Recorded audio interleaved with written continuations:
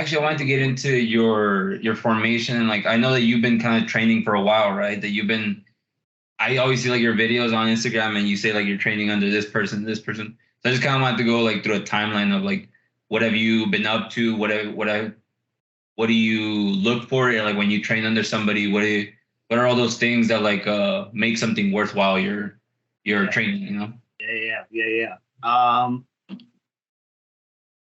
I think the main thing that I always look for in an instructor. So sorry, I'm gonna backtrack a little bit. One thing when it comes to any instructor, so when I'm getting ready to like go to congresses or any sort of like Latin dance festival, I look at two things. I look at one, what is the content that you're teaching as an instructor, but also how do you social dance? Because I think that I think a lot of people can put together like for I guess routine in a sense that's like, oh, I'm just gonna teach this thing, but then you don't see them out on the social dance floor, like putting out some of those same kind of I guess techniques or things that they're doing in their classes, right? So Right. I'd like to see both aspects. I love to see social dance and some of your instructor content as well. So that's a big thing that I look for.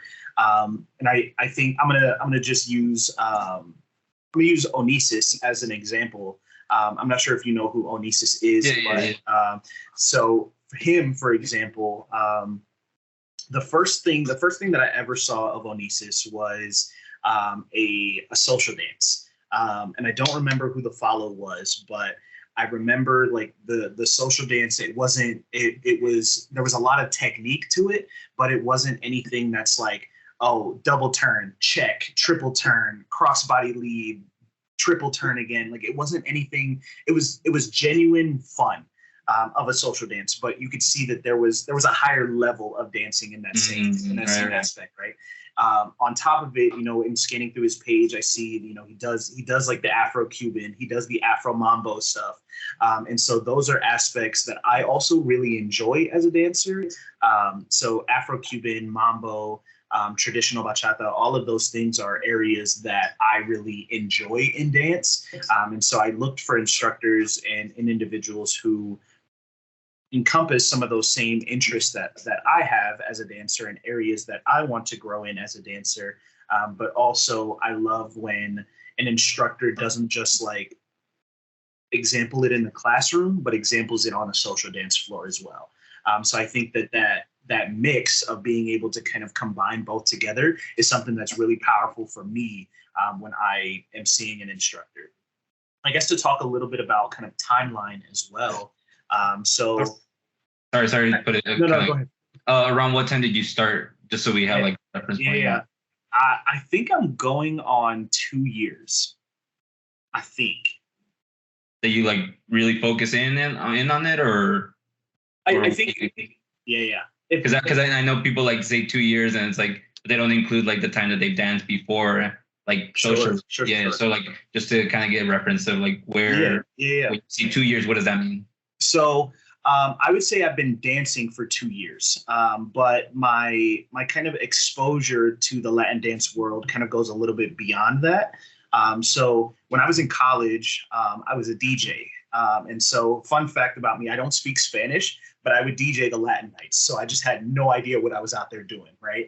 I'd throw on a little suavemente here, I'd find a random bachata here, and I'm just like, okay, that sounds cool, let's play it, right? So I'm so ashamed that I'm saying that. But you float everyone up to now. I know, right? It's both. But so I was a DJ when I was in undergrad, and so I had a brother by the name of Eddie Andino, and he would come down from. So just to give like frame of reference, I was living in a small city called Pembroke, North Carolina. My brother Eddie would come down from East Carolina, which is about 2.5 hours away, to like do classes and just be around people because he had been dancing for a while. And so for me, I wouldn't really exactly participate in that as heavily, but it was something that I would like see, and I'm just like, wow, like this is really cool. This is really dope. I'm Shazamming songs like that I'm hearing the DJs play to be like, oh, I'll play this at some point at the next Latin thing that but after I graduated college, I had stopped. I stopped dancing. I stopped being around the Latin dance scene because I had moved back to Texas. And so I was living in Lubbock, Texas while I was getting my master's. And so there's not really a Latin dance scene there. But when I came, after I finished my master's, I moved to El Paso.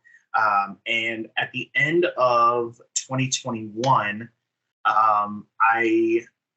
wow, I'm really about to get into this. At the end of 2021, I was in a really low place. And so starting the new year, I was just like, yo, like I need to try something. I need to get into something new, something to just get me out of this rut that I was in, right? And so at the beginning of 2022, yeah, it was 2022 when I started dancing. So at the beginning of 2022 is when I found the first studio that I was a part of, and so very beginner friendly, very kind of like ballroom, had a ballroom kind of feel to it. Instructors were more like beginner advanced, but what I saw, because it was something that like deep inside of me I wanted to like push further in and learn more about. I found myself like reaching a ceiling like really quickly in that studio, and so I kind of rode out 2022 with the studio. I did a performance with them around like Christmas time, so it was like a holiday showcase type of deal. But then the dance company that I'm with now was starting to kind of open up at the beginning of 2023, and so with that, I had really trusted my director, who was opening the new dance company, as somebody who could really like push me to that next level, right? And I'm so glad to say that like he's achieved that thus far, right? But that was kind of the experience that I kind of had coming into it. Was I reached a ceiling and I really wanted to push, and I'm glad that Louis saw like, yo, like, I see that you want to be at a different level. I see you want to like take this a little further. Let's work. And so, up until now, I've had the opportunity fairly recently to do classes and things like that, to really just be around the dance scene, meet a lot of different people, travel to different places, wearing the Yambare Dance Company, gear that I do have and representing in that fashion. And so it's been a beautiful journey, right? It started like rocky, obviously, because of what I was going through life-wise. But it's been something that's given me purpose, that's given me, value, and it's really become a part of my identity as an individual. It's so funny because, and I'm gonna shut up after this because I think I was talking. Keep going, bro. Love it. My girlfriend was in the dance scene before I joined the dance scene, and so we met around February of 2022, and so through the entirety of that year, that was us just kind of like building, like connecting with each other, building a little bit of a relationship.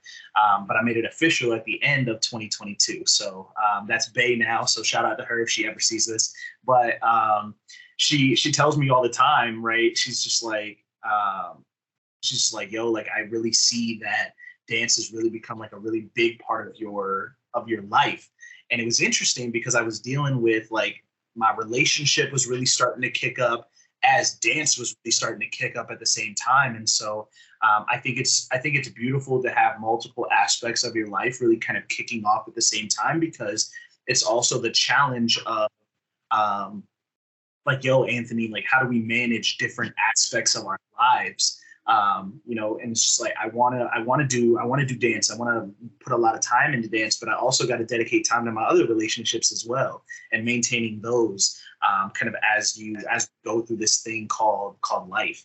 And so it's been an absolutely beautiful experience. So I think it's actually been like a year and a half that I've been dancing, or dedicated dancing. But it's been beautiful, and I've loved every second of it. It's been challenging for sure, but it's been dope for sure. We spoke earlier. It'll be added in, but what made you decide to take this like actually seriously in terms of there are people who just really love dance, but then obviously you're taking it like actually seriously. Like, Yeah. So so I think it's my career now. So my job outside of dance is I work with student organizations, and so I work on providing them with like the skill set to be an effective student organization, to be an effective like leader on the campus, right? So sorry, backtracking. I work for the University of Texas at El Paso. Say that 3 times fast. And so I've been working there for about 2 years. So I started during the pandemic, December 2020 is when I started my job. And so I've always had this love for developing people, giving people like social experiences, getting people around people, getting people to just meet others. And so when I started dancing, when I started like back dancing again, I guess I could say kind of sort of, it was like, how do I already have this passion of connecting people with people, and dance is a really awesome way to do that. Like, granted, there's work that goes into it, right? And sometimes it's not always beautiful, and you don't always look, elegant, and you don't always look really strong kind of in your movements, but there's a development to it, right? And so I really got passionate about it because I saw that there's a need in my community for somebody who's going to help develop people, help take them to, a different level of being able to just be a bond with others, right? So my goal is not, further down the line, sure, like creating my own like dance company, right? That's far in the future. But I think the short term is just really getting people to be better social dancers, so that way they can connect with other people in those spaces. Dance has taken me to a lot of different spaces here in the U.S., in Texas, and so I want to share that with other people, and I know that other people feel the way that I feel, especially the area of El Paso that I'm in. Dance is a very big part of people's lives, right? And so I want to be able to help people give back to their own experiences through the bonds and the socialness that they have with each other here in the salsa, mambo, bachata scene. And so that's kind of been I don't know where I was going with that. I don't know if I answered the question that I was asked. Yeah, you decided to take this seriously and eventually go pro and everything. Yeah. And so that's a huge why, actually. I resonated so much. Like, that was so eloquently put that I very much resonated with what you say, because I think for most people after the pandemic, life just went to shit for almost everybody. So the fact that it's funny enough that so many people I've talked to since I joined gave a similar description of how they got into dance and how it's changed their lives. And you articulated very well that I'm sure most people watching this would at least feel the same way. So that was like absolutely amazing how you explained it. No, I think yeah. Sorry to chime in. Yeah, like for me, like what part of that really kind of talked to me was the whole like kind of a lot of things rising up together. Like, yeah, like I feel it where like, one thing succeeds, all of a sudden you feel like the need to kind of push the other aspect of your other life, and you realize, oh crap, like I'm shitting the bed, and these parts, okay, like how can I raise that, along with everything else. I think dance really does provide that, like, oh, like I want to improve in this, but I know that I got to bring everything else with me. Otherwise, what's the point? What's the point of me growing in this part if I'm gonna let everything else go to shit? Right. So that was really cool, really cool. Do you have any questions, Vincent? Or are you good? Yes. Yeah, I was gonna ask real quick about why you're coming over. Yeah. Yeah, just to add to it, I think like again, I joined dance as not as a joke, but just ironically even. Yeah. I figure, okay, everyone's performing in this dance team and everyone's kind of pushing for it. It seemed like a sales tactic, but then I just said, why not just do it once? You only live once, and here I am doing it, and I'm starting to appreciate just the social bond, the connections you make with your team or people around you, or people, random people you meet at congresses that are like I'll run into at other congresses, and they'll remember dancing with me. And I thought, wow, that's like such a cool little moment that I have with someone that Absolutely. I don't think you really get in other niches or subcultures. So that being said, yeah, it's taken up a lot of my time, and in a way though, it kind of exposes like what you actually care about in life. It's I feel like you whatever you do, you should do to your fullest effort, Absolutely. and kind of let things, like he says, go to shit or whatever, because then you realize you'll start prioritizing what really matters. And yeah, until you do something with all of your heart, I think most people kind of live in this safe, like perceived comfort zone of like, oh, I'm just gonna work this regular job and just go out every once in a while on the weekend and like go to a bar and drink and just that's just my life, and I'll just watch TV or whatever. But Yeah. I think when you start pursuing pretty much the things that you're afraid of and not running away from it, I think that's when you actually wake up and actually live your life. So that's what dance means to me. So yeah, just connecting what you said, that's absolutely like pretty much probably the reason why anyone joins the community really. Yeah. But yeah, my question was so you're going through your journey now, like do you have a general framework of like how long it might take before you consider yourself a pro? Like this is all new to me, so Sure. I don't know what being pro means. Is it just you being a dancer where you actually earn income from it, or is it winning competitions or getting some type of benchmark or status where you consider yourself a pro? Like what goes behind that title of professional dancer? Of what you know? I love that question. Yeah. I think for me it's not about money. It's not about winning competitions. It's not about the trophies. Um, I guess it's kind of not about the following either, in the sense of like, oh, I'm a pro when I've reached 13K followers on whatever.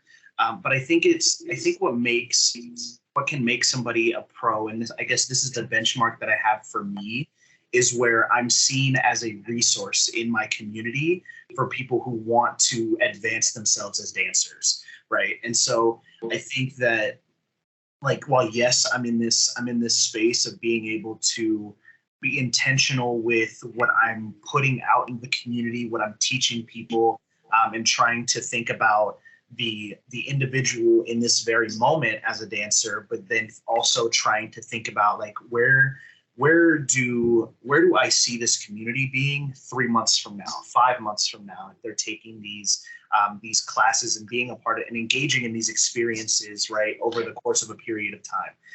And I think that like that also comes with like I can't just stay in El Paso. And let me kind of explain what I mean by that. The me training other people does not mean that my training stops. You know what I mean? And so like with that, granted, like I'm traveling to Latin dance festivals, I'm traveling to congresses, I'm traveling to like weekenders and things like that. All of those experiences should be fueling my creativity to be able to give better product to my community.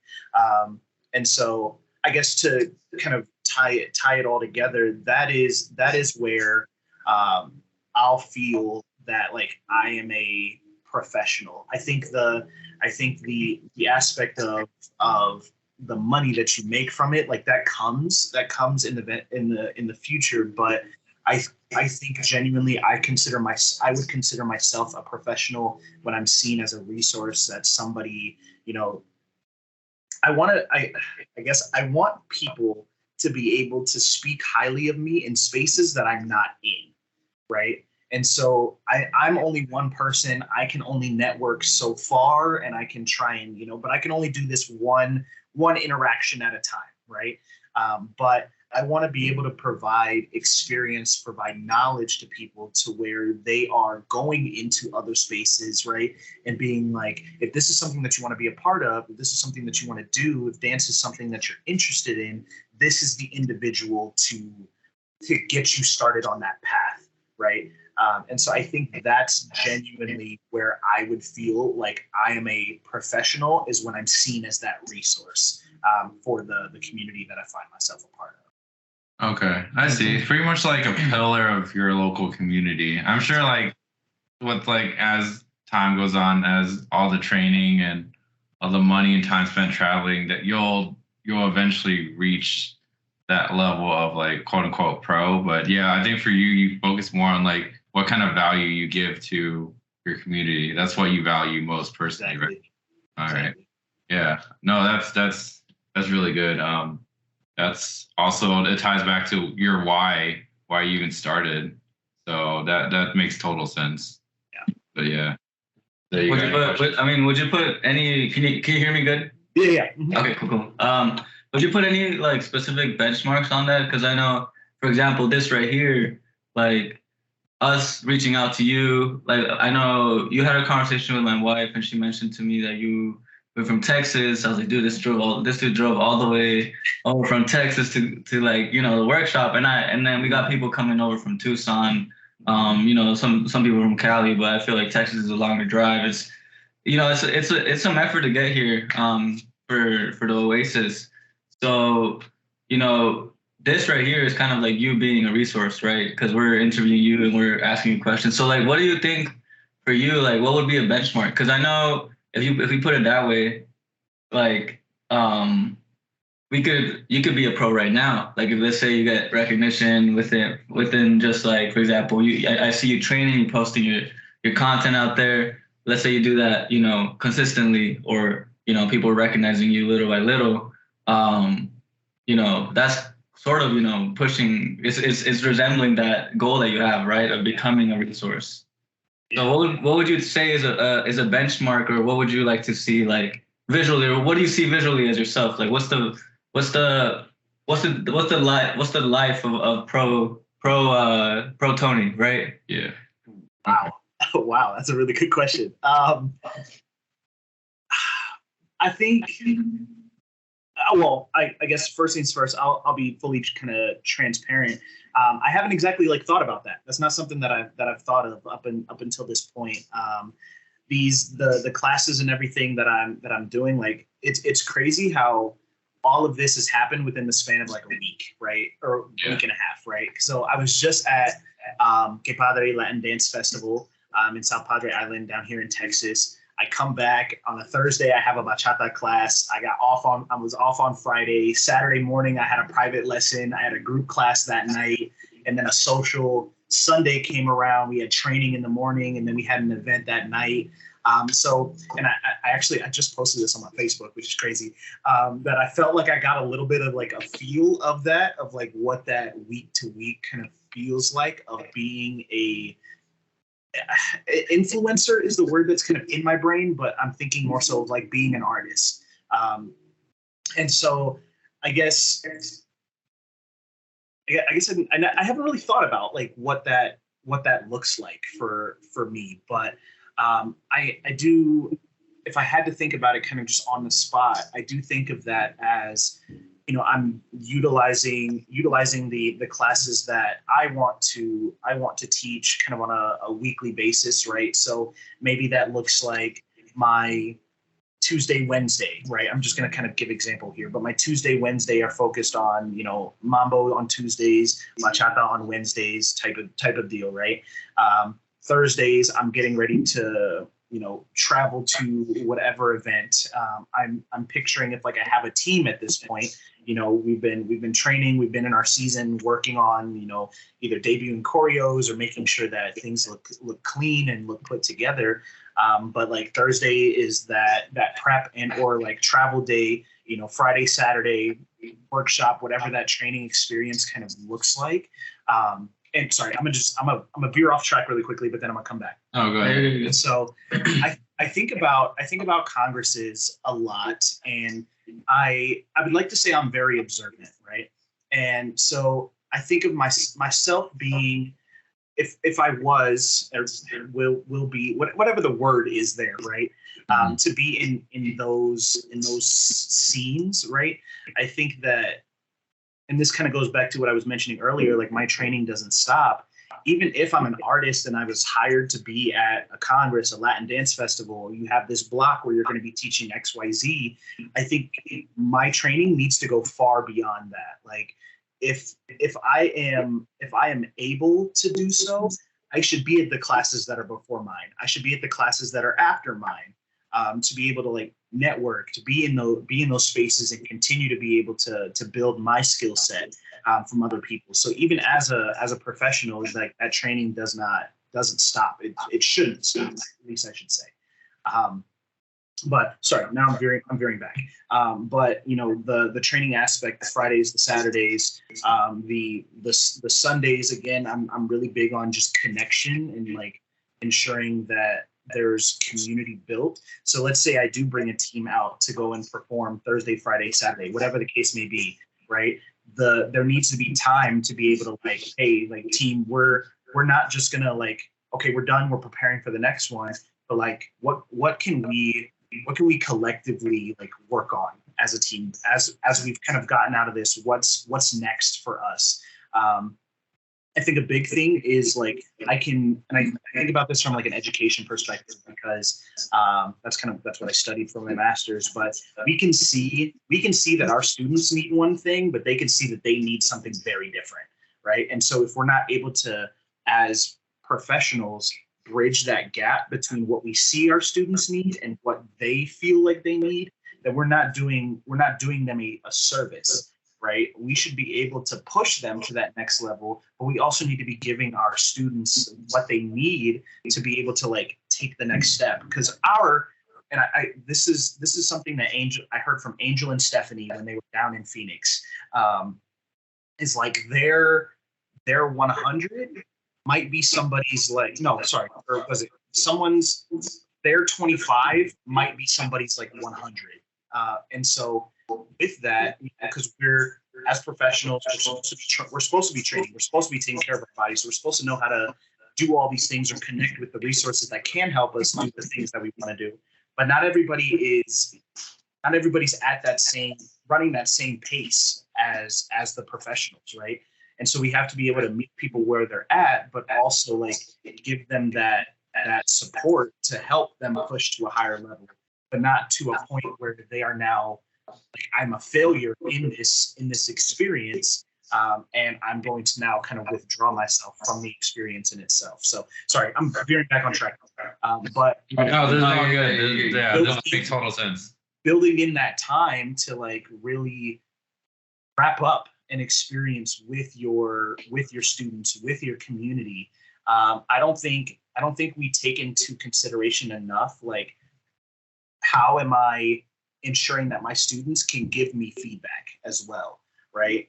To say like, was my class was my class like way too difficult? Was what I was teaching, did it make sense? Did it give you kind of what you need? And if I didn't, how do we now build in for the next experience, or how do we build something that is going to help you all? And so to kind of tie all that together, like, yes, there's group classes, there's potentially private lessons, there's traveling to events and things, but we still need to be able to take that time to connect with our community and be like, how was this? How did this make you feel? How is this helping you? How is this supporting you? What can I do? What can I tweak? What can I do differently to be able to continue giving you that push that you need, but also like ensuring that you're in a growth space and not a discomfort kind of space, if that makes sense.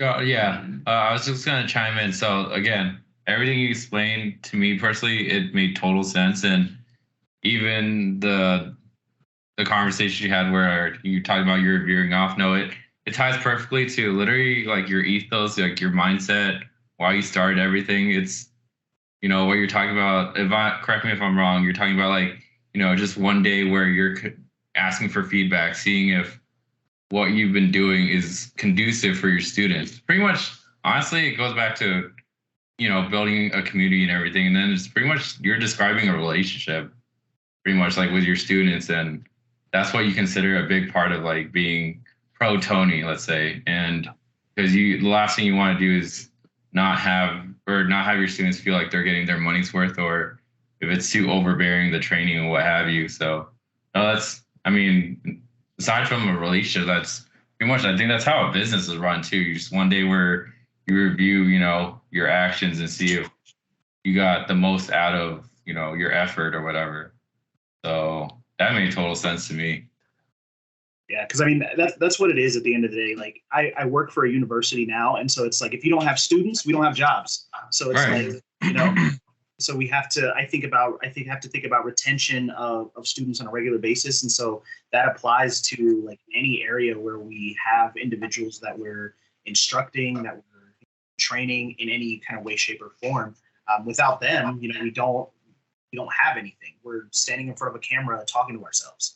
And so Right. that's the aspect that's kind of needed. I got it. That actually that brings up a good point for me, because I feel like sometimes there's a big gap between like the pros and the students. Like even though we're in class, like I think the only interactions we really get are just in class, and it's usually just one way, like the conversation going from the pro to the student. Is that something that you would agree with? Like, is there really a gap between, the pros and the students? And is that something that you have observed, just also from your educational background? And then what would you do to mitigate that, if that is true? Yeah. So I think a big thing for me is the fact that like I know like from an instructor perspective, it's not always easy to be like, let me pull you to the side during the group class and break this down for you in a way that you'll understand. It's not always feasible, right? Because I'll use the Kikandela classes, for example. There are sometimes 80, 70, 80, 90 people in a class at any given point. And so that's a lot of people to kind of manage. And so I see both perspectives in the sense of like, yes, we want to try and give as much breakdown as possible to individuals to ensure that this is a positive experience for everybody, but we can't always go that second, third, fourth breakdown step in senses just because of the time that we have and the amount of people that we have to manage. I think that when it comes to the gap that we see, I think social media is very much a platform where it's like, I'm just going to put out like the really good stuff that I'm doing, right? Or some people are at that level, like they just, I think about like Adolfo, for example, like he just does not miss, right? He's just that good. Yeah. And so, but I don't think that we sometimes have the relationship to be like, how did I get here, right? I got to hear a little bit about Adolfo's story, how he had trained down in Texas for a while and traveled to another country and has done training there, and then moved to New York, where he really started to kind of take things to another level and had people that supported him in that process. And we don't get to hear those stories all of the time, right? And how people grew, how people failed a couple of times. We don't always kind of hear that. And I think that can cause a gap in some individuals, but from the professional to like the student, in the sense of like, if we're not taking the time to share our stories for people to hear those things, and I think it's an area that we miss in regards to building relationship with our students. And so I think everybody has their struggle story. Everybody was a beginner at one point. Some of us started in a studio, some of us started in our parents' kitchen, right? And so having the space, right, but still understanding timeline to be able to share that story with individuals helps build that that connection, in my personal opinion, in a very meaningful and powerful way. And so I think I see both sides to it, to where there's the gap, but I think what helps is, sorry, I'm just repeating myself right here, is us being able to share that experience, share that story, but also like not being afraid to put out content that shows the real, the raw nature of what it means to be a dancer. You know, I've seen on social, I saw this on social media, and I think it was, I can't remember the name of the artist, but I can see the social media post kind of like visually in my brain, where it was just like they had just finished practice and hair's all over the place. They're sweating. They sweat through all their clothes. You know, they're sitting off on the side, and you know they're just like oh my gosh, that was so difficult. That was and those experiences, getting to share like, oh, so this isn't as easy as it looks for you. Because when they're on stage, I mean, the costume's really pretty, the makeup's done, the hair is, you know, everything looks great. You know, the suit's fitted, the tie looks perfect. You know, but there's so much work, and I'm sure you all have experienced that as well. Of like, there's so much work on the back end that people don't see, and it's not that we have to prove ourselves. Like, we have to show all of the work that we've been through to be able to prove ourselves as talent, right? But I think that's how showing that side and being able to be like, yo, when I'm dating a new choreography, like it hasn't been perfect. It hasn't been pretty the entirety of the process. I think that is something that needs to be shown a little bit more often, in my personal opinion.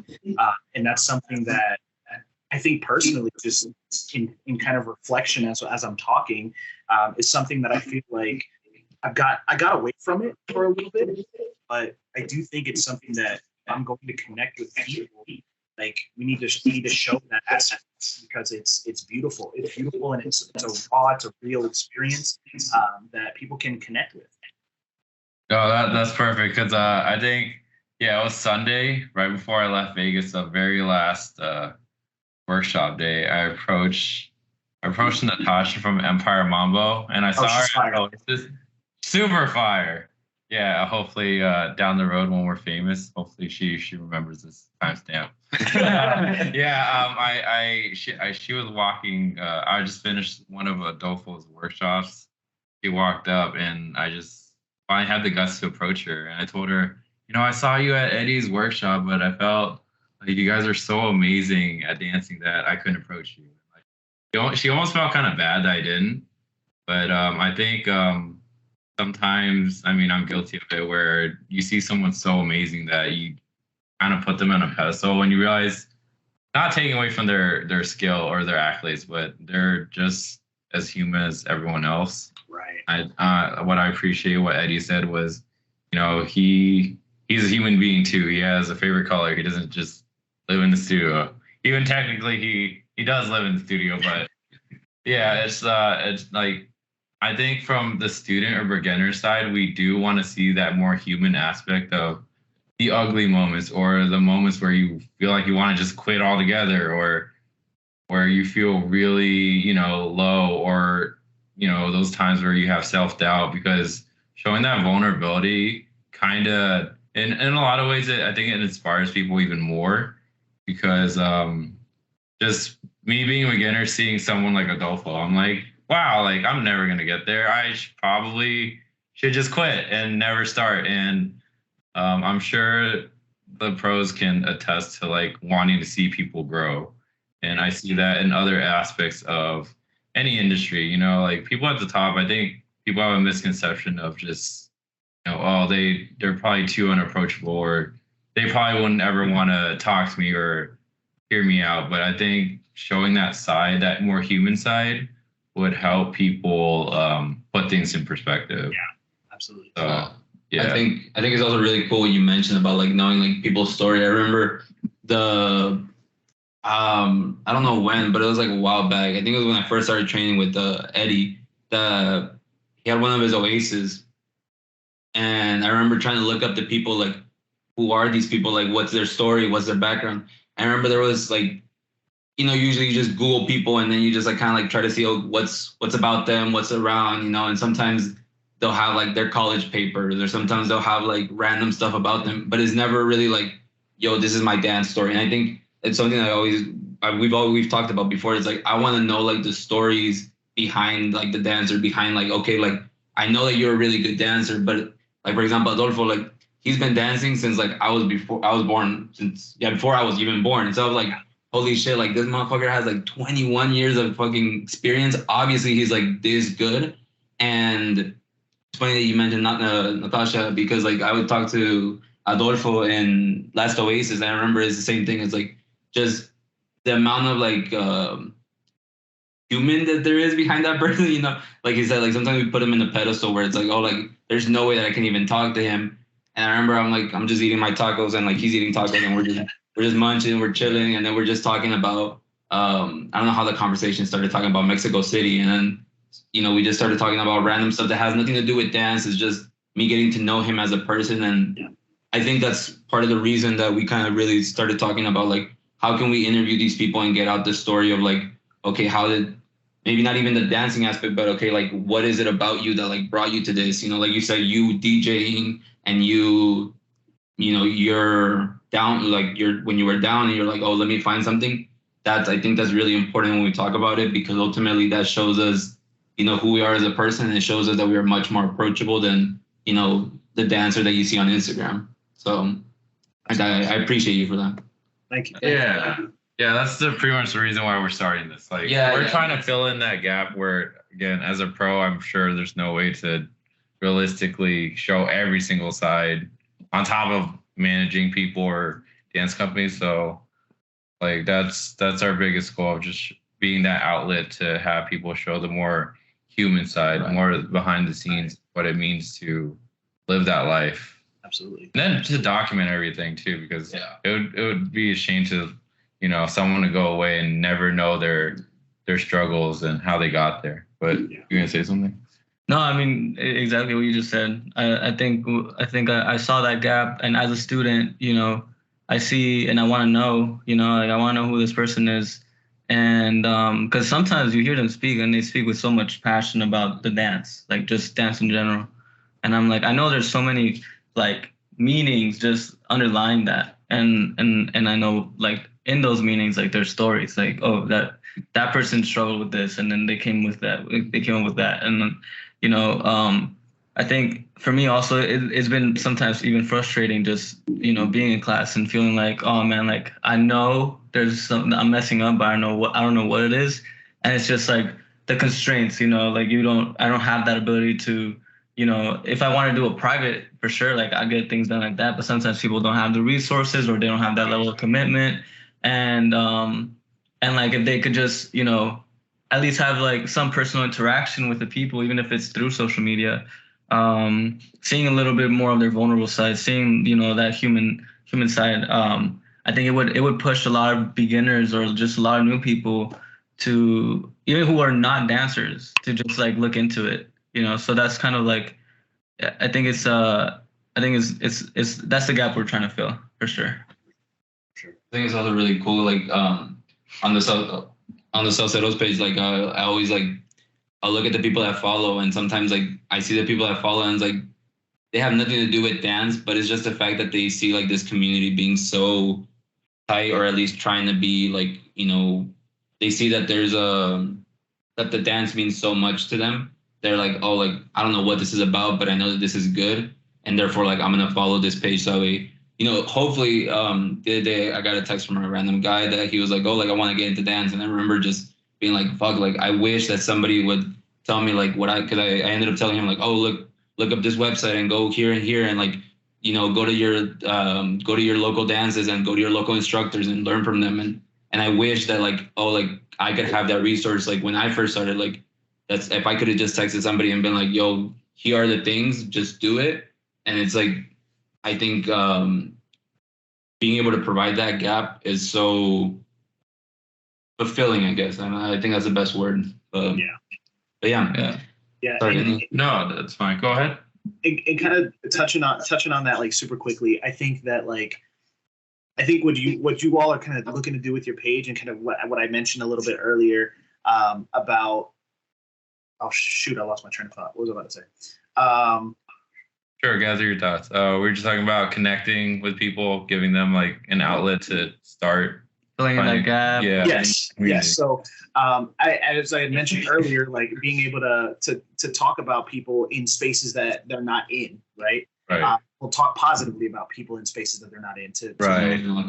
specifics. But like you all, for example, how you kind of mentioned that, like, you know, these people that aren't associated with dance are following the page. I think it's like, yes, they see a love for the community, but now if that turns into like somebody's just like, oh, well, I have this interest. Oh, maybe you should check out this page because maybe they'll connect you with this thing, right? So now this space that you all may not have ever found yourselves a part of, or this individual that you all may have never potentially connected with, right? If somebody else is in a quote unquote kind of doing the work for you in a sense, Yes. getting them connected with you all to then connect them to another experience as well. Sure. So I think even though there are people that like are, you know, maybe like keep up with the dance scene, but maybe aren't in the dance scene, I think still providing that quality content that invites people into the space is just like, oh, well, like, hey, that's not something that maybe like I'm interested in, but I know I got this buddy, and this buddy that may potentially be interested in that. And so like, hey, I'm gonna just send you this page. You do what you want with it. Maybe it's for you. You said something about this at some point in time, but now they're connected in a sense. So I think that's beautiful. I think that's beautiful what you kind of mentioned as well. Yeah. That's, I mean, just going back to the page and everything, like what Antonio said about, oh, I wish, I had this resource of, I had someone like me, because on a deeper level, we end up being the people we needed when we were younger. And it's a little bittersweet when you like self-reflect, but at the same time, I try to spin it in a positive light where, okay, like I've been through these things, we've all been through our own struggles, our sad stories, but it's not something that should be not ashamed. Like you shouldn't be ashamed of it, but you should use it as like fuel to, find that, I don't know, that pull, that direction in life to show that story, show that vulnerable side to you, to the world, to social media, whatever. Sure. And you'll find people who are looking for that story, that person who might be going through what you're going through, and they'll connect through that. So now that I'm at the point where me personally, I guess as I get older, I'm less egotistical where it's not like, oh, I've been through so much and boohoo me. It's like, okay, like who's that young 15-year-old that might be going through what I've been going through? And how can I help like show that side of me? And whatever they take from it, great. So I think that's my personal my big why of why I'm on the page and why we're doing this. It's more of like the individual base. And going back to like how you talk about how with Kikandela, there's so many members that the directors only have so much time and realistically like ability to have that feedback. So I guess on our end, it's more like community outreach and like just leveraging like the more viral aspects of social media where people will come to us and we can give them general information on how to like find your local scene or even start one. That'd be like absolutely amazing. Yeah. Because I know like we can get into the main reason is dance, but on the core level, it's just to connect with humans and other people who struggle the way you do, who eat, sleep, put their clothes on the same way you do. And I think that's ultimately what it's all about. So yeah.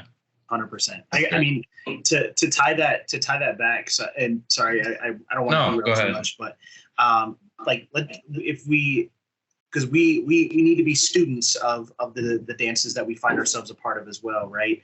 And so I'm going to use like bachata as an example, right? Thinking about like why bachata started, right? And understanding that history and how people connected with songs that talked about the experiences that they had, the heartbreak, the bitterness, the, you know, all of those different aspects, and then associating some like a movement with that, right? Really drove people to like find this dance in a different way, right?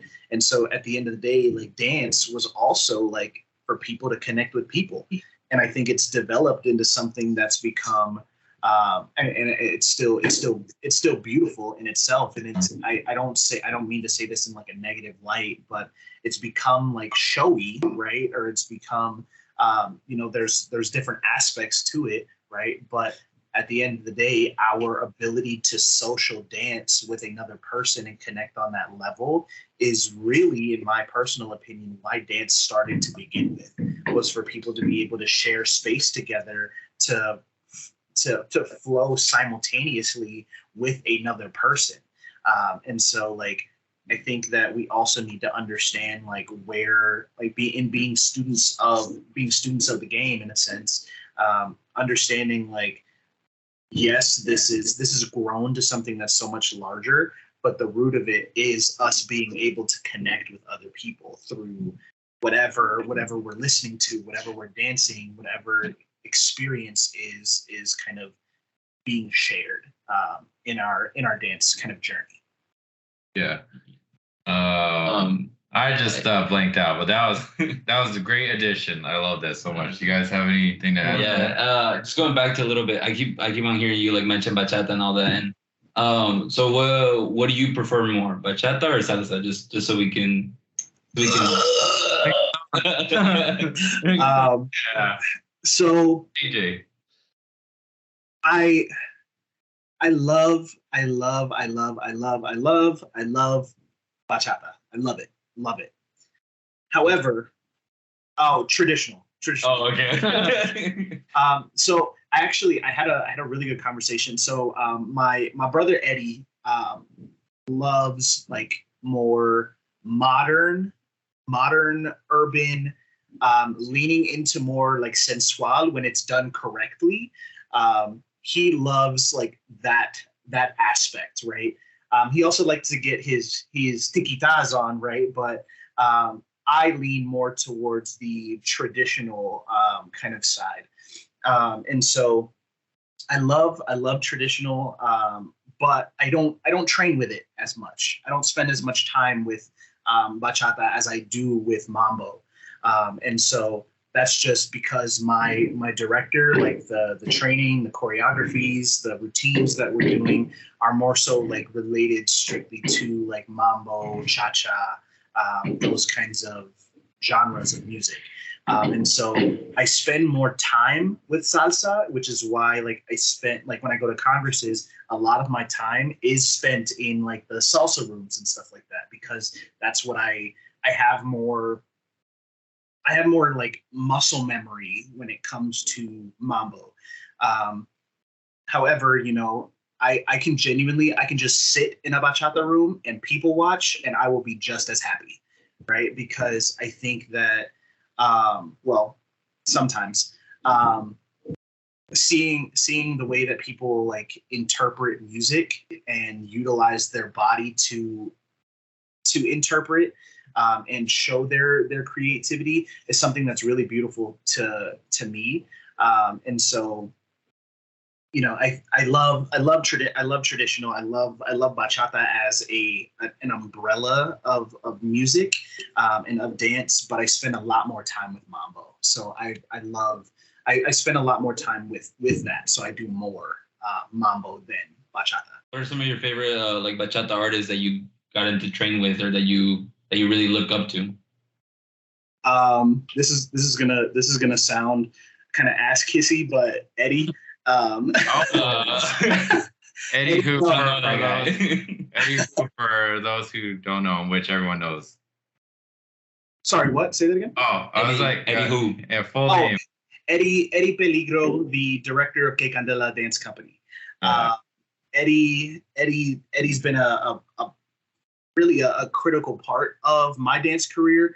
And so anytime if I can, I love watching Eddie do his thing. I'd love to train with Eddie more. You know, if I ever have the opportunity to kind of do so. But Eddie is definitely one of my favorites, if not my absolute favorite. Okay, I'm gonna say this for the record. I would put Eddie Peligro over training with like Alex and Desiree. You heard it here first. We're gonna clip the last hour. We're just gonna clip this. That's We're gonna it. tag Eddie on it. He's gonna love that. But all due respect to Alex and Desiree and everything that they've created, everything that they've done, and how influential they are in the bachata world, right? But I just like, it's just something about the man, you know what I mean? It's just something about him, you know. But he's an absolutely amazing artist, an absolutely amazing dancer. Understands like how to be very intentional about his art. And he's creative. He is creative, and I love that. I love that about him. So that's something that's really influential for me. I don't really. What other artists do I know that I've trained with? I mean, Alex and Desiree, they're cool. God, that sounds so bad. Right. That sounds so bad. But you know, they're amazing artists as well. Who else? Why can't I think of anyone else? I can't think of anyone else at the current moment. Anyone you'd like to train with that you haven't? Bachata? Ataka is definitely an individual that I would love to train with. I think his level of musicality when it comes to like modern urban is really good. And I also see him on like a social dance floor where he's not showing out in a sense. Like I in all of the social media posts that I've seen of Ataka, he's not up there on like the stage during the social where all the cameras are out and all like the flashing lights and it's right behind the DJs and da da da da. Like I don't see him doing that. I always see him on the dance floor. Like granted, yes, like he has his own little like section of people who kind of like are around him and there's the line to dance with Ataka for a little bit, right? Yeah. But I think I can appreciate when you aren't putting yourself on like the stage and you're actually in there with the people who paid to see you, paid to have an experience with you, and then giving them that. My buddy Eddie trains with Ataka. Has trained with Ataka before and has done like performance challenges with Ataka in Alemana. And you know, he would always tell me like, if it's not like, oh, you get a couple of 8 counts and then you switch when it comes to Ataka, he's going to give you a full song. And I think that's a beautiful experience that, especially if somebody that's at such a high level of dance, that like I can appreciate. Just to give a quick story, I went to Juarez for a little weekender event, Juarez, Mexico, for a little weekender event. And Fernando Sosa and Tatiana, I can't remember her last name, but they were there as like headliners for the event. Something with a B, but I can't think of it. But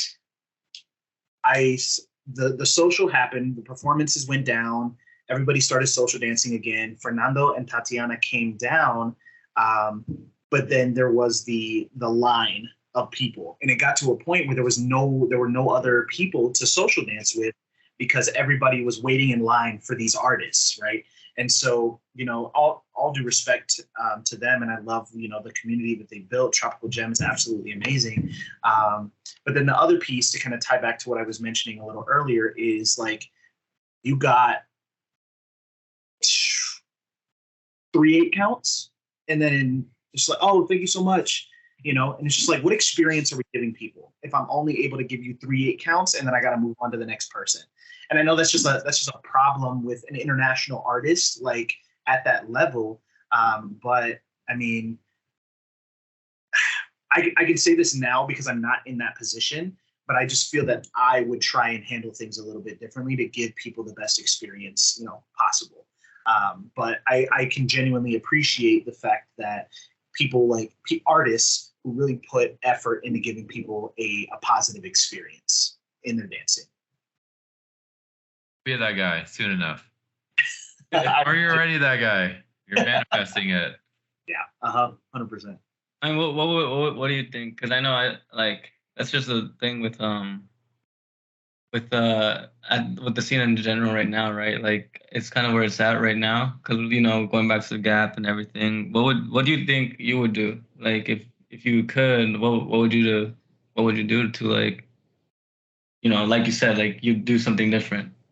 Yeah. I mean, I think people are owed a full song, or at least like a good couple of minutes, because I know some mambo songs are like 17 minutes long, right? Yeah. And obviously we can't run the marathon with every single individual because we're, whatever the case may kind of be. But I would say genuinely just like give people that experience. If the song is 3 minutes, give somebody 3 minutes. Give somebody 3 minutes. Tell them thank you so much. Give them a hug at the end. Whatever.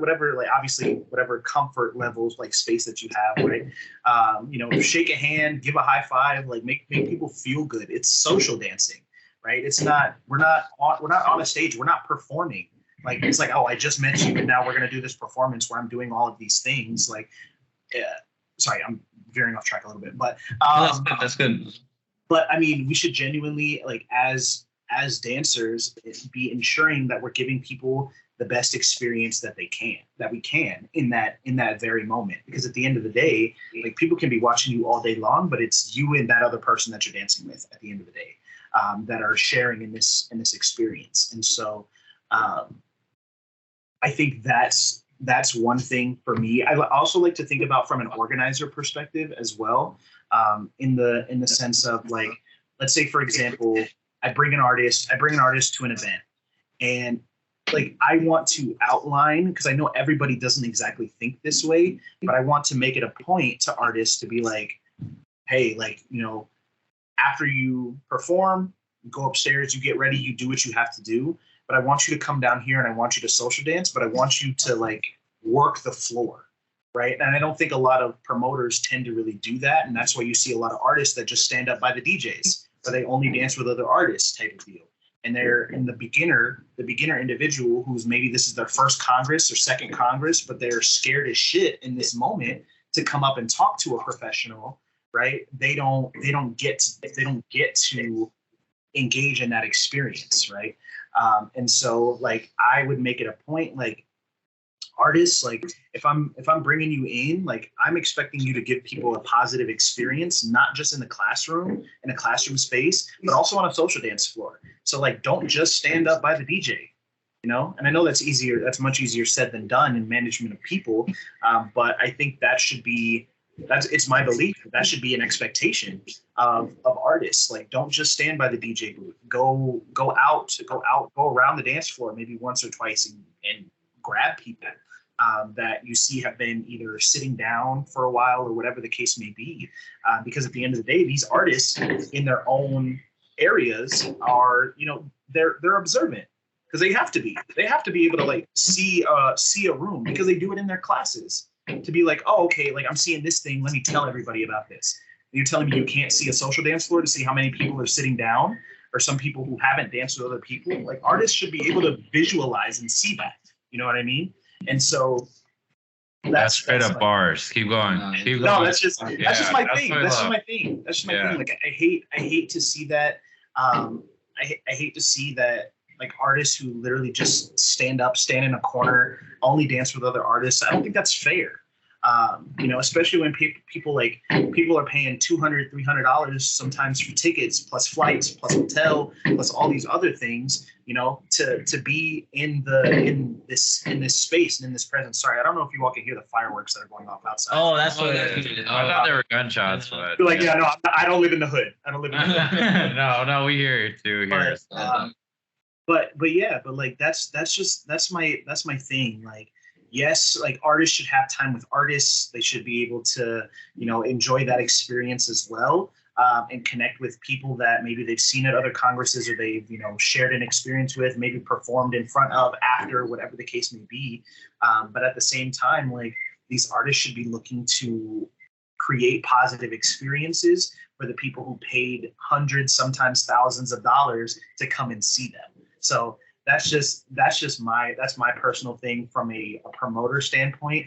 I'd be like, I wouldn't want to do it, but if I got to walk around the room, like, hey, go grab that person that's on the other side of the room. You've been sitting here for 20 minutes waiting on another artist. Like, go dance with somebody else. Yeah. Yeah, no, that's definitely that's something that I'm sure a lot of people wonder about. And just to, I guess, I don't know. When I ran to Ataka at Eddie's workshop and I spoke to him for like 30 minutes waiting for tacos or whatever, I'm kind of like ditzy where I just made a point. I told him, because he would introduce himself as George. I'm like, hey, aren't you famous or something? And he was just like, you talked to me for like half an hour, like, and we didn't even talk about dance. And I realized, oh, like I see you on the internet all the time. And he's so approachable and down to earth that I literally forgot who he was for a moment. And that probably bleeds over to his dancing. So that's nice to hear from a secondhand experience that, he does go out of his way for people. I think showing that character side of him means a lot. Yeah. I mean, the fact that you see that and you want to change that is very admirable. The times I've ran into artists and like led them, that's all by accident, because I hate to say it, when I don't know anyone, everyone kind of looks the same. It's pitch black, usually in the bachata room. I realized, like maybe, I don't know, a couple days later, I danced with an artist. I screwed up a lot. I was off count. But yeah, I it's interesting hearing where some artists, I don't know if they come off unapproachable, but that's kind of sad to hear. Like they just hang out and don't go out of their way to facilitate like a welcoming environment. And also, like, I've heard before, they probably get tired of like that lifestyle, or maybe they just don't want to, be there, or maybe they don't want, like, they're tired. They want to dance with higher level people. But then also I think about it, like, as a person who like makes a living from dance, you have to give love to people who support you. Like, at the end of the day, like, that's why you're working there. That's why you're successful. You owe your success to the people who admire you. So, like, if the lifestyle is like, I don't know, I feel like if it's tiring you, then maybe, take a break, but like take a break wholeheartedly and then come back, and then, like reestablish your values, but come back and be there for the people. Cause I think, I think that would really change the dynamics too. Like, I think at the end of the day, that also comes back to like the gap, like we don't get to have that exchange with the artist. And I think it's important for just the way you see it too. Like, I didn't think of it that way. Like, oh, you should go walk around and ask people to dance, because that like breaks the barrier of also, being like me. Like, I get intimidated, and I've been dancing for a few years now. Imagine somebody who knows nothing or who just took a class, like just started. Went to Congress. I know. By accident. I know. And then like you mentioning, I think it's crazy because then, imagine what that could do. Like, you mentioned that how Eddie was a large part of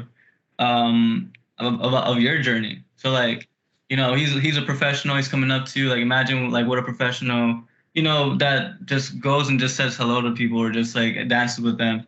Like, that would change a lot of people's, like, I feel like it would change a lot of people's dance trajectory, push more people in. Yeah, it inspire them too. Like, I mean, so I'm sure Bhavna, she's with Gay Gandela. She's technically not a pro, but I think she knows every time she goes social dancing locally here that I avoid dancing with her.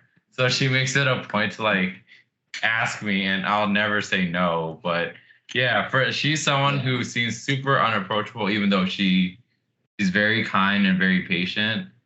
And just dancing with her, I would never ask her in a million years. Now I guess I would, but yeah, just making that connection where they someone who's very good is approachable, and breaking that ice, breaking that barrier means a lot, because whether the artist is creating that barrier or not, or the student is creating their own barrier to approaching these artists, it should be addressed, where just connecting with people does so much more. in ways that we probably can't articulate, you know, just dancing this weekend, dancing with a couple artists by accident probably made me reevaluate like, yeah, I'm gonna train like 10 times as hard because if I knew it was just a regular Congress goer, I probably wouldn't have taken it as, or I probably wouldn't have danced so, you know, relaxed. I'd probably try harder. But yeah, so that's coming from a beginner, I guess. Yeah. What do you think about that? Of everything that The beginner. Oh, I think no, it's really cool. It's a cool like perspective. I honestly had never thought about it that way. yeah. Because you're right. Yeah, artists do stay in their own like area, and yeah, you're right. Usually, like I think about the LA Traditional festival, and yeah, like the DJ's right there. There's a line of artists, and then like everybody else is on like the other three quarters of the dance floor. So it's just you can see like I guess like the borders in between, like kind of like I don't know. It's just very apparent where everybody lies, and like in a way, it kind of shows you your skill level, which is kind of a shitty way of you know seeing things, and like how unfortunately that's how the dance floor ends up being. But yeah, I think definitely thinking about the fact that it's like as a Congress, you want things to be much more approachable, much more much beginner friendly. Yeah. And yeah, sometimes artists do play a big role into that. And yeah, I guess I like that. I don't like to get into that because I don't know, maybe like if I was a pro I'd look at it differently, but maybe yeah, I guess it all varies. And I think yeah, I think it definitely is a factor of how things do change and how things do definitely make a difference. Yeah. I just had a crazy idea. It could be like a future TV show where like all the artists, you know, like Undercover Boss. Should do like undercover artists where I don't know, like Tony, when you're pro a couple years down the road, like totally dressed differently, dress like a clown or something unrecognizable, and then just go and be like, yeah, it's my first time at a social or a Congress. I've never danced before, and then just like dance with everyone. Yeah, bust out crazy ass moves, like 10 turn patterns in a row. Tell you. Yeah, but no, that's interesting. I mean, sometimes now that I'm thinking about it, like, is it like you mentioned the dance floor, how it's like separated? I just go to the social or just so the Congress and just try to dance with people I haven't danced with before, and I didn't realize there was an actual divide. I just thought people just want to hang out with the DJ. I mean, I've done that at the club. Like, I don't know. Like, No, there's yeah, I didn't know those were actual artists. Right. The people that want to hang out with the DJs are behind, like where like. Oh. So I literally asked out some artists to dance, and oh god, now I'm getting super self-conscious. Like, was it good? Was it a good dance for them? Were they bored? Did they like it? But no, yeah, I think just bringing that up, I think it wasn't one of our viewers, but someone DM'd me my personal page, and they said, not naming any names. I don't think they named any names, but I guess they were talking about how like this last Congress, some people were crying over getting rejected, which everyone should have a right to say no respectfully. They don't want to dance, but supposedly I'm taking the commenters' side on this, where I guess one of the artists acknowledged them, approaching them, asking them to dance, and then went back to talking to their friends and like kind of dismissed them. And I don't know if that was true or not. It's a he said, she said, or vice versa. But if that is the case, then I think there's a better way to go about it. I think that's more of etiquette, and I don't know if you can speak on that or not. It just hit me right now. Yeah, no, I definitely think, and I think part of it is like, are we setting an expectation of artists when they're in these spaces, right? But I also think like sometimes we forget that people are people, and from an artist perspective, like for me, for example, like this is in my brain, this is how I would want to personally like handle this situation, right? And I actually do have an example of this because I had just danced like two or three like salsas, and I was worn out. I wanted to sit down for a little bit, get a little drink in my system, have some water, and then eventually get back out there. And so there was a lady, and I don't remember her name, but she I was in the bachata room actually. She had asked me to dance, but I was just like, hey, I'm taking a little break, whatever. But what I did after, because I went to go get water and I came back, I stood on the side of the dance floor and waited for her to finish a dance, so that way I can go and then ask her if she wanted to dance. And I think that like it's just that's one of those things for me where like I shouldn't say like everyone has their right to say no. But for me, like I didn't have any other reason other than the fact that I just needed a little break in that moment. But like I then made it a priority to go back to that individual, to find that individual that had asked me to dance, to ensure that I give them that experience, right? And so for me, sorry, my dog is like freaking out about this fireworks.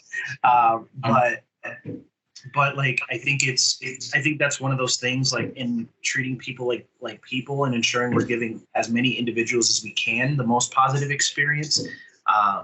It's just like go out of your way every once in a while to give somebody an experience that they want.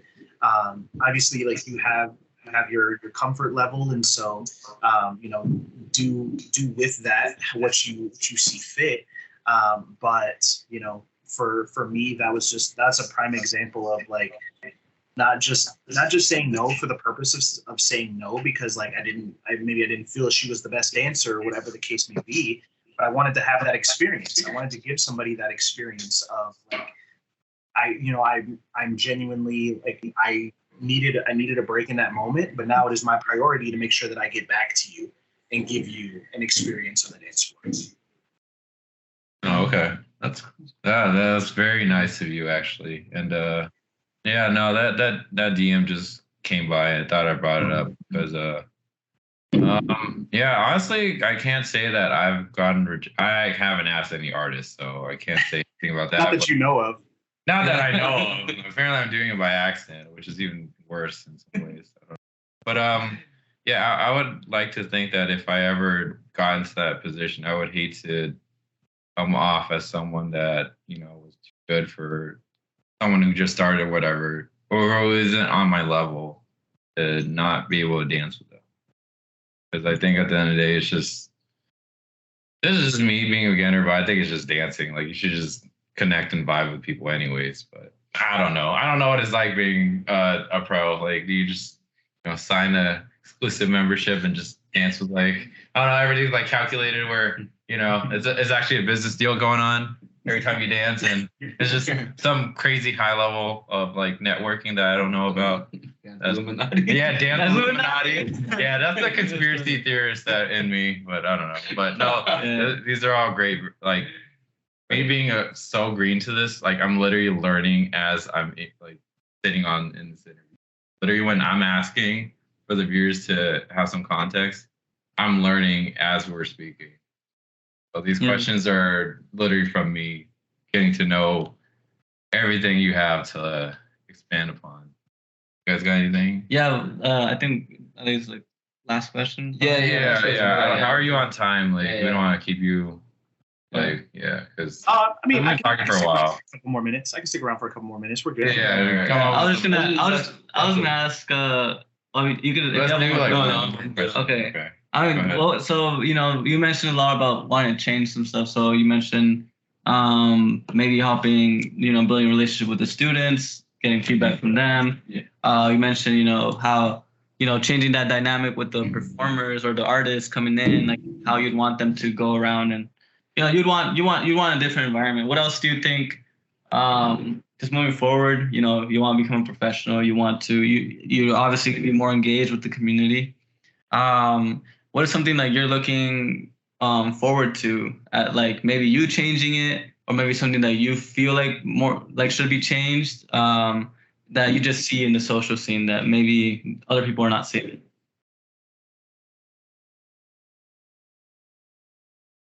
about it, bro? Really good question. Thanks, bro. I think for one, I think I'm in a really good space with that mindset, because that's not only just a mindset that I have, but also my director is the exact same way. And so I think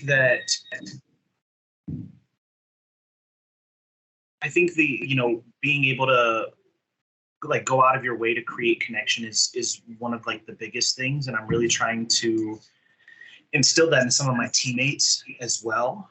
But I also think there needs to be an understanding of like being adaptable. Like people obviously have like their likes and dislikes. So if there's so that one was loud. Sorry. If there is, if you're just not comfortable with like sensual, fine, right? But I do think when it comes to like, I'm going to use salsa as an example, like dancing one or dancing on two. I think as artists or people that are looking to grow as dancers, it's important that we're able to do both. And that is my personal opinion. I know some people may not see it the same way, because dancing on two is seen more in the larger kind of scene of dancing. But me, I learned dancing on one, and then I transitioned to learning how to dance on two. And so with that, I do feel that in giving individuals a positive experience, it is important that you are able to potentially adapt to what an individual like needs. And so I have an example kind of this. So there was an event last year, BIG San Antonio, and there were some artists that were brought out. And so on the Thursday, myself and my brother Eddie had both danced with this artist from Italy. And I can't think of the follower's name currently, but they were out there at the event, and I had asked, I was like, hey, can we, like, I was a little bit newer to dancing on two. And so in that very moment, I didn't feel super comfortable dancing on two. So I asked, I was just like, hey, like, is it okay if we dance on one?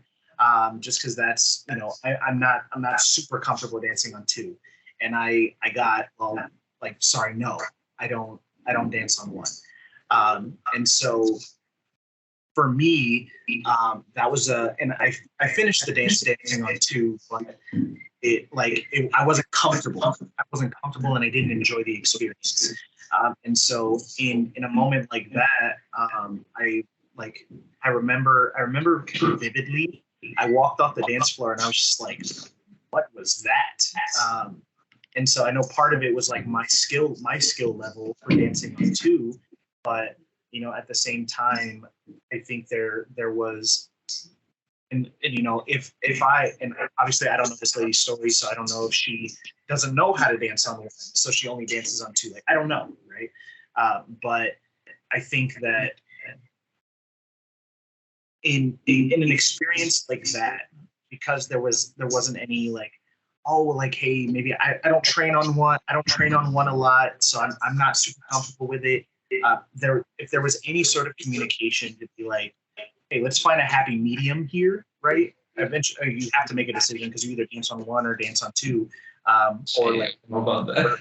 4, 8, whatever kind of the case may be, right? Maybe I could have done that. I'm like, hey, well, can we like dance on 4 then? But but I mean, I think it's moments like those where it's like we have to be able to be adaptable as just people that are in a social environment, right? I think about it like if you go to a, I don't know, let's say you go to a club, for example, right? And then there is a, no, I don't, that's not an example. But just being able, sorry, I'm gonna just cut it there. Being able to be adaptable to different environments, to different people that you're going to find yourself coming across, because traditionally, what you see is people who are newer to like salsa, for example, will dance on one, right? Because you can hear it better. In some cases, unless somebody who was initially started dancing on two, like, you know, there's always a transition, right, from dancing on one to dancing on two. But we have to be able to see that, I guess, and be able to adapt to it, right?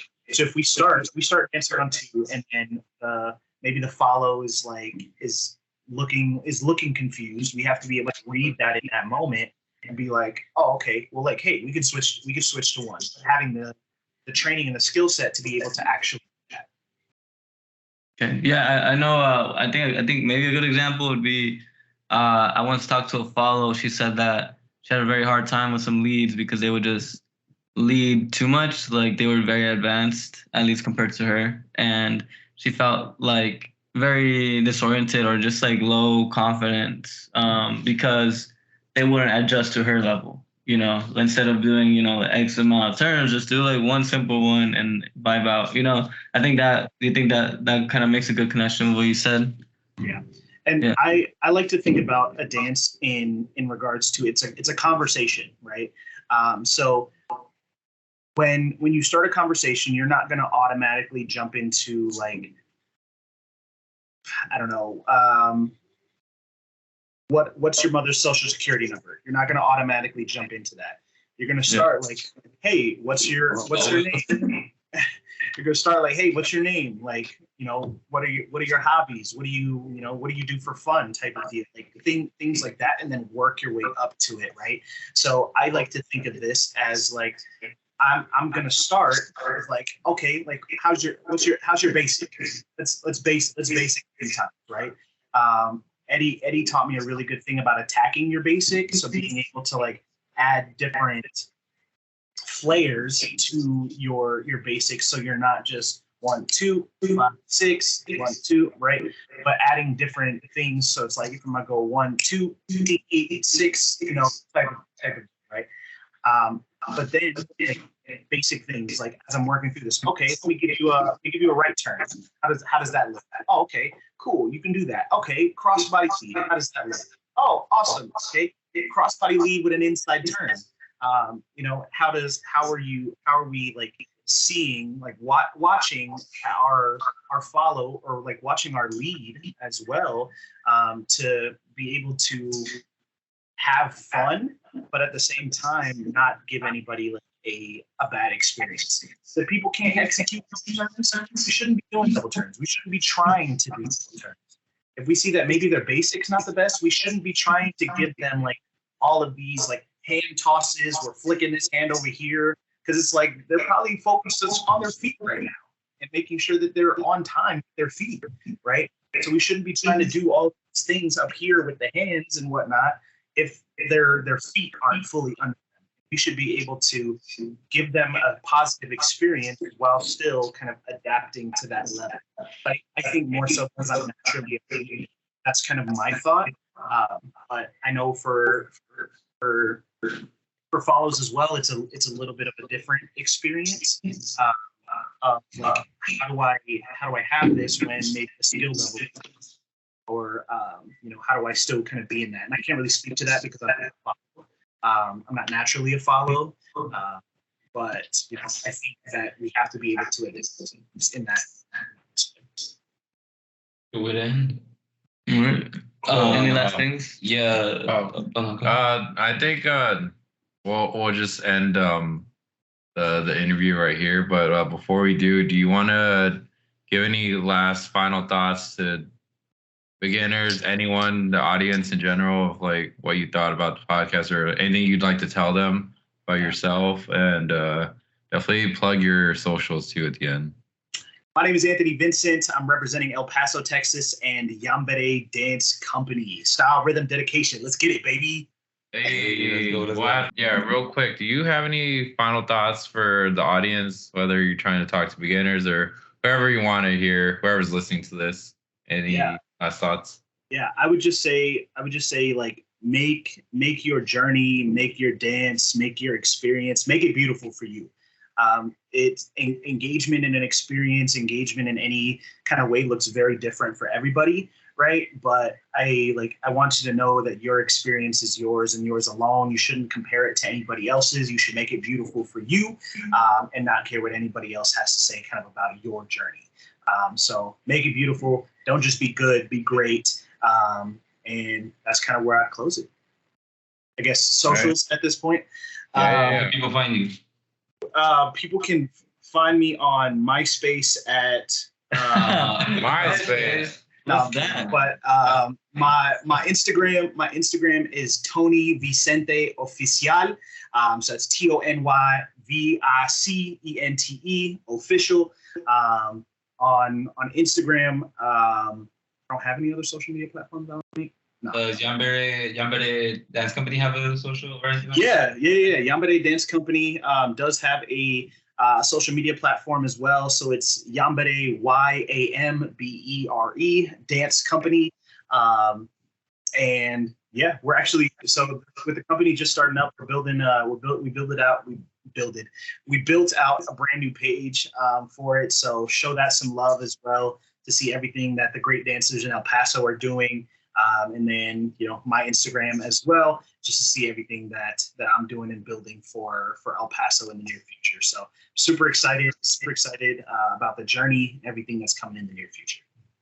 Yeah, would be excited to have you on again later down the road, just to see where you're at. When you're in that Phantom, make sure to pick us up when we land down in El Paso. Don't forget about us.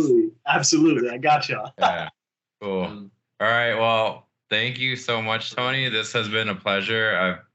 I've learned so much in general, and it was a pleasure just seeing that side of you that I haven't before. So pleasure's mine, y'all. The pleasure is all mine. Thank you all so much. All right, man. All right, we'll see you, man. Take care, all right? All righty, y'all have a good one, all right? You too. Bye.